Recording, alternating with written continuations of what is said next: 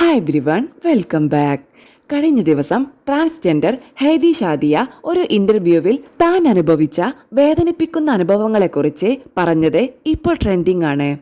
അവരുടെ വാക്കുകൾ ഇങ്ങനെ: സ്വന്തം സർജറി കഴിഞ്ഞ് ഒരു വർഷത്തിന് ശേഷം അടുത്തുള്ള ഒരു ബന്ധു വീട്ടിൽ പോയപ്പോൾ ഉണ്ടായ സംഭവമാണ് പങ്കുവച്ചത്.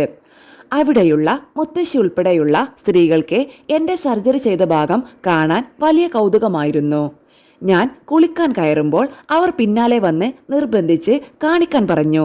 നമ്മളെപ്പോലെ തന്നെയാണല്ലോ, എങ്ങനെ ഇങ്ങനെ ആക്കി എന്നൊക്കെയായിരുന്നു അവരുടെ ചോദ്യങ്ങൾ. എന്നാൽ എൻ്റെ കസിൻ ഹസ്നയാണ് അന്ന് എന്നെ തിരുത്തിയത്. മറ്റുള്ളവർക്ക് എത്ര കൗതുകമുണ്ടെങ്കിലും എൻ്റെ പ്രൈവസി നഷ്ടപ്പെടുത്തിക്കൊണ്ട് അത് കാണിച്ചു കൊടുക്കാൻ നിൽക്കരുത്. അത് നിന്റെ ആത്മാഭിമാനം വിട്ടുകൊടുക്കുന്നതിന് തുല്യമാണ് എന്ന് അവൾ പറഞ്ഞു. ജാസിയെക്കുറിച്ചും ഹൈദി സാദിയ പറയുന്നുണ്ട്: വളരെ അനുഗ്രഹിയാണ്.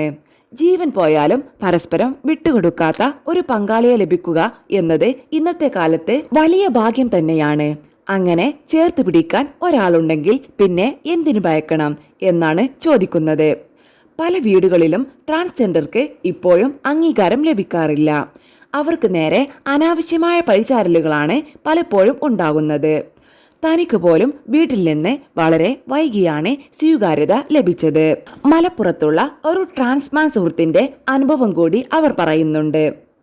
അവന്റെ സഹോദരിയുടെ ഭർത്താവ് ഒന്നിലധികം സ്ത്രീകളുമായി ബന്ധമുള്ള യാതൊരു ജോലിക്കും പോകാത്ത ഒരാളായിരുന്നു.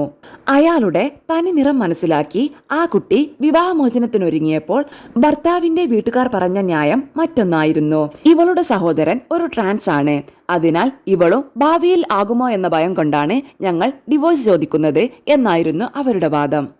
സ്വന്തം സഹോദരിയുടെ ദാമ്പത്യം തകർന്നതിൽ ട്രാൻസ്ജെൻഡറാണ് പഴി കേൾക്കേണ്ടി വന്നത്.